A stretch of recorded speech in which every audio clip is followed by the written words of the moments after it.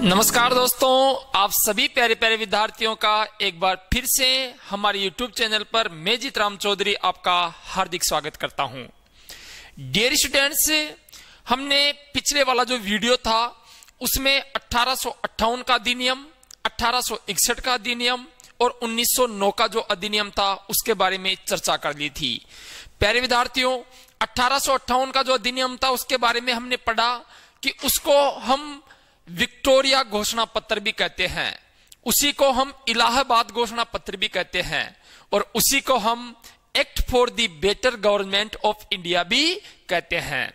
और उस अधिनियम के तहत सबसे बढ़िया काम यह हुआ था कि जो ईस्ट इंडिया कंपनी थी, उस ईस्ट इंडिया कंपनी के शासन को भारत से क्या कर दिया गया था, समाप्त कर दिया गया था और भारत पर सीधा नियंत्रण किसका कर दिया गया था, इंग्लैंड की सरकार का। डियर स्टूडेंट्स, उसके बाद में हमने पढ़ा वहां पर कि भारत का जो गवर्नर जनरल था उसके पद को चेंज करके हमने क्या बना दिया, भारत का वाइसराय बना दिया। इसके बाद में हमने पढ़ा कि भारत सचिव का एक नया पद बनाया गया था और उसकी कार्यकारिणी समिति में 15 सदस्य बनाए गए थे। डियर स्टूडेंट्स, ये भी पढ़ा कि उस अधिनियम के तहत 1857 के क्रांतिकारियों को जेल से रिहा कर दिया गया और इसीलिए लॉर्ड कैनिंग को दयालु क्या कहते हैं, वाइसराय भी कहते हैं। प्यारे विद्यार्थियों, इसके बाद में 1861 के अधिनियम में हमने पढ़ा कि जो गवर्नर जनरल था उस गवर्नर जनरल के अधिकार क्षेत्रों को बढ़ा दिया गया। पहले निर्णय वो बहुमत के आधार पर लेता था, अब उसको बहुमत के आधार पर कोई डिसीजन लेने की आवश्यकता नहीं थी, वो बहुमत की उपेक्षा भी कर सकता था। और इसके बाद में जो हमने पढ़ा है वो पढ़ा है 1909 का मार्ले मिंटो सुधार अधिनियम। डियर स्टूडेंट्स, मार्ले मिंटो सुधार अधिनियम जो था उसका नाम मार्ले मिंटो सुधार अधिनियम क्यों निकाला गया? सबसे पहले तो भारत सचिव जॉन मार्ले था उसके नाम पर और भारत का वाइसराय लॉर्ड मिंटो था उसके नाम पर, उसका नाम मार्ले मिंटो सुधार अधिनियम निकाला गया। प्यारे विद्यार्थियों, उस अधिनियम के तहत सांप्रदायिक निर्वाचन प्रणाली की भारत में पहली बार शुरुआत की गई और यहां तक कि जो मुसलमान थे उन मुसलमानों के लिए पृथक निर्वाचन की व्यवस्था कर दी गई। और जॉन मार्ले ने तो लॉर्ड मिंटो को पत्र लिख करके कहा था कि हम विष के ऐसे बीज बो रहे हैं जिसकी फसल बहुत ही क्या होगी, कड़वी होगी। इसके बाद में हम आज जो पढ़ने जा रहे हैं डियर स्टूडेंट्स, वो पढ़ेंगे हम 1919 का अधिनियम, जिसे हम कहेंगे मॉन्टेग्यू चेम्सफोर्ड अधिनियम। मॉन्टेग्यू चेम्सफोर्ड अधिनियम। प्यारे विद्यार्थियों, मॉन्टेग्यू चेम्सफोर्ड अधिनियम का नाम आखिरकार मॉन्टेग्यू चेम्सफोर्ड अधिनियम क्यों निकाला गया? तो रीजन क्या था? देखिए, जैसा हमने 1909 के अधिनियम में पढ़ा था वैसा का वैसा यहां पर 1919 के अधिनियम में भी है। मीन्स सबसे पहले भारत सचिव जो था उस समय में, तात्कालिक जो भारत सचिव था, उस भारत सचिव का क्या नाम था? उस भारत सचिव का नाम था लॉर्ड मॉन्टेग्यू। क्या नाम था? Lord Montagu. और भारत का जो उस समय में वाइसराय था, भारत का जो उस समय में वाइसराय था उसका नाम था लॉर्ड चेम्सफोर्ड। क्या नाम था? Lord Chelmsford. तो इनके नाम पर ही इस अधिनियम का नाम मॉन्टेग्यू चेम्सफोर्ड अधिनियम निकाल दिया गया। प्यारे विद्यार्थियों, इसका तो मॉन्टेग्यू ले लिया, इसका चेम्सफोर्ड ले लिया और इसका नाम निकाल दिया गया मॉन्टेग्यू चेम्सफोर्ड अधिनियम 1919 से। इस अधिनियम को हम भारत सरकार अधिनियम 1919 भी कहते हैं। डियर स्टूडेंट्स, इस अधिनियम के तहत क्या हुआ? जो सबसे ज्यादा इंपॉर्टेंट और सबसे ज्यादा बार जहां से प्रश्न पूछे जाते हैं वो यह है कि सबसे पहले इस अधिनियम के तहत जो प्रांत थे उन प्रांतों में द्वैध शासन की शुरुआत हो गई। प्रांतों में कौन से शासन की शुरुआत हो गई? द्वैध शासन की शुरुआत हो गई। डियर स्टूडेंट्स, द्वैध शासन की शुरुआत 3 अधिनियमों में करेंगे हम।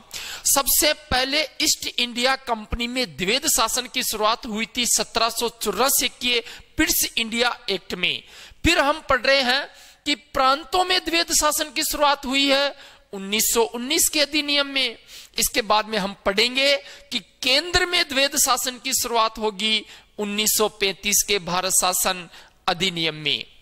प्यारे विद्यार्थियों, इस अधिनियम के तहत जो सांप्रदायिक निर्वाचन प्रणाली थी, जो हमने कभी स्टार्ट की थी 1909 के अधिनियम के तहत सांप्रदायिक निर्वाचन प्रणाली, उस सांप्रदायिक निर्वाचन प्रणाली का विस्तार कर दिया गया।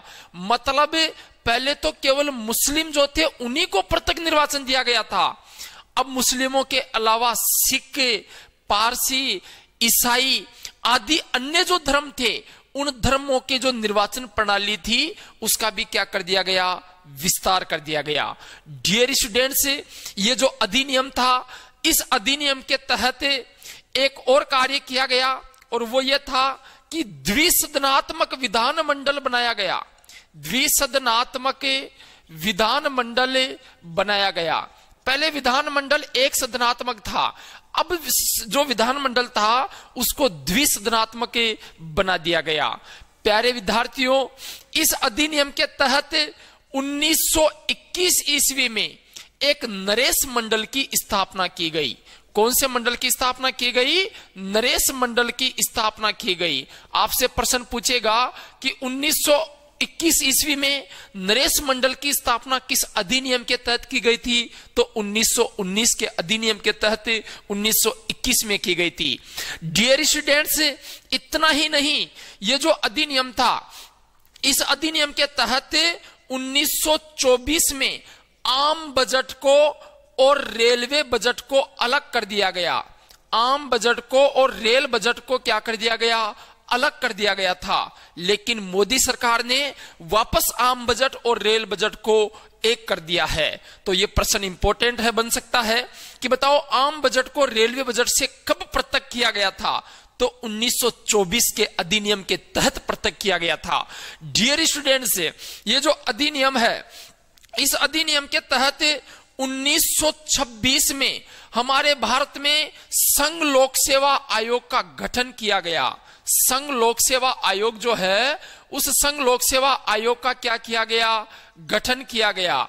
मीन्स मैं ये भी कह सकता हूं कि UPSC, union public service commission जो है, इस यूनियन पब्लिक सर्विस कमीशन का क्या किया गया? गठन किया गया।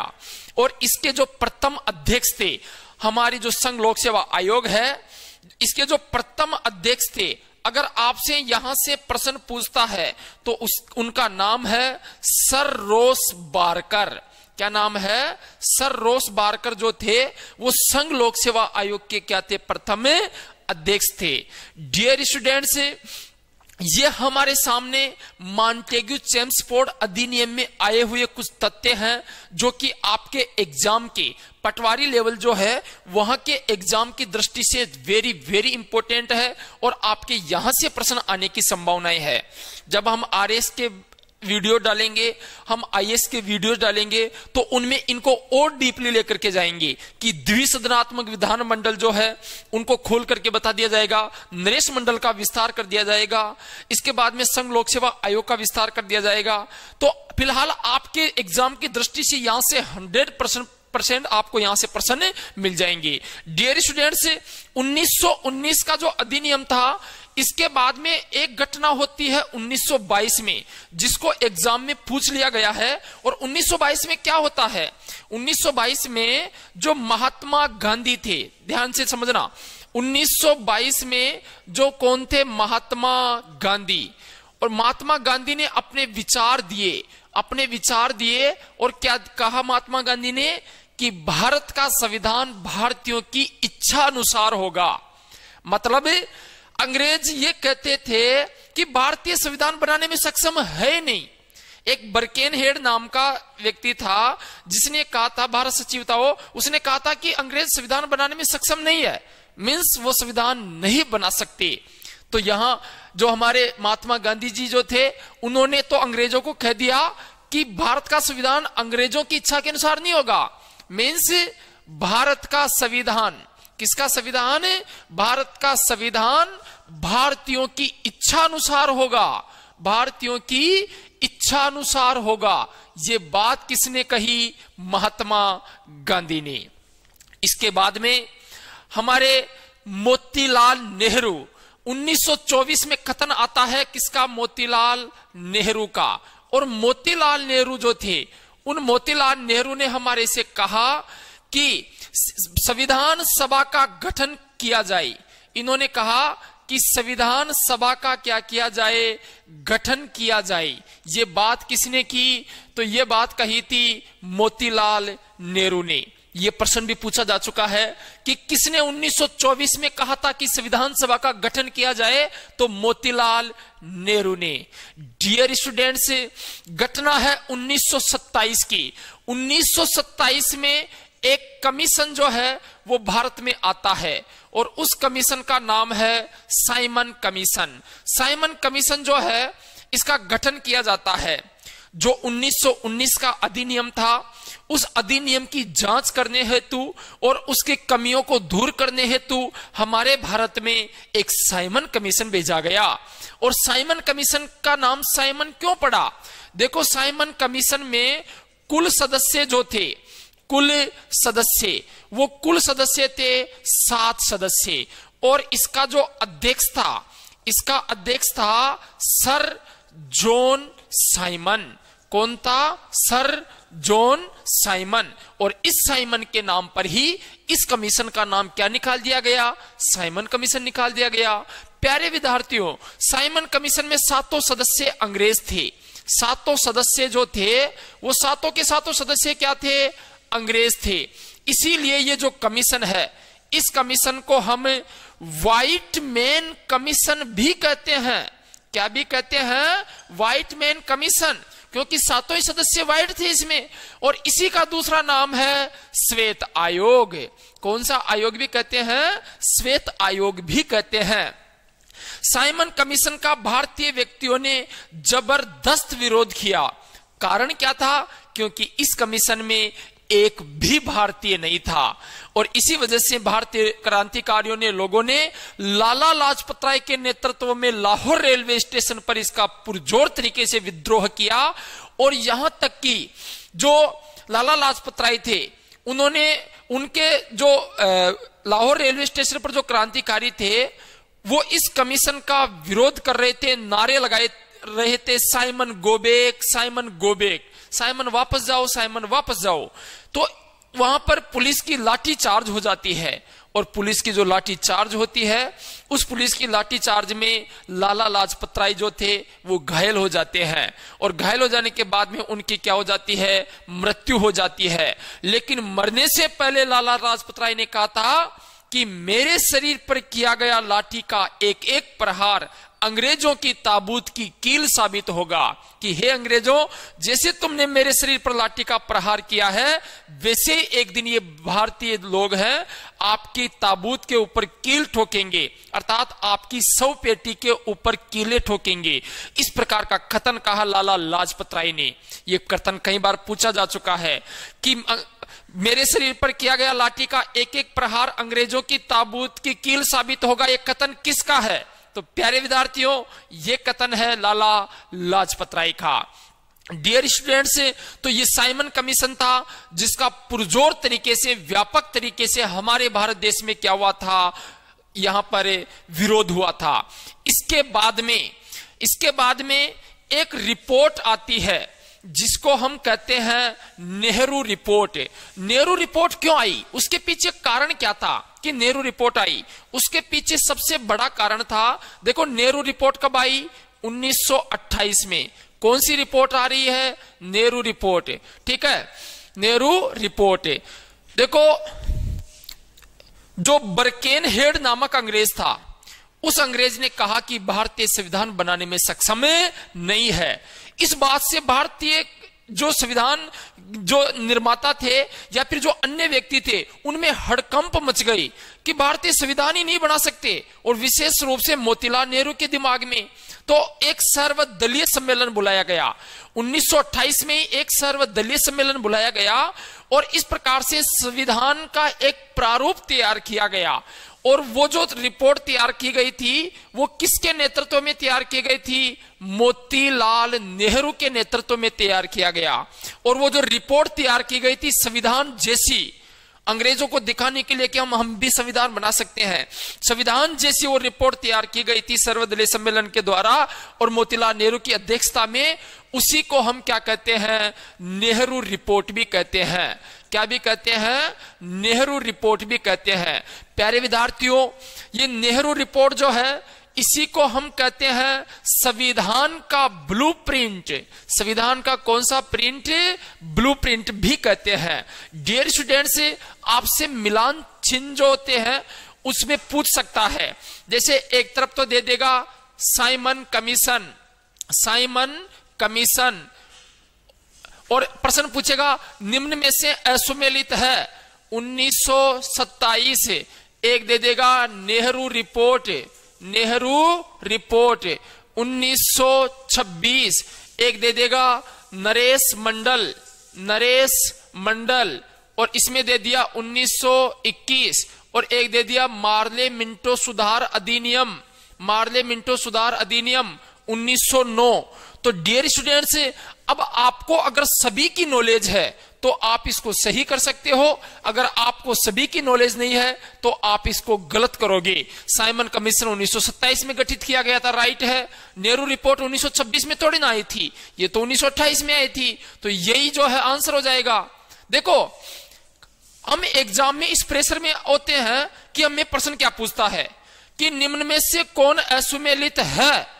अब वो असुमेलित है ना, वही हमारा सही आंसर है, लेकिन हम क्या करते हैं, भाई ये असुमेलित है, ये तो गलत है, और उस चक्कर में हम ये भी भूल जाते हैं कि ये गलत है, ये हमारा सही है।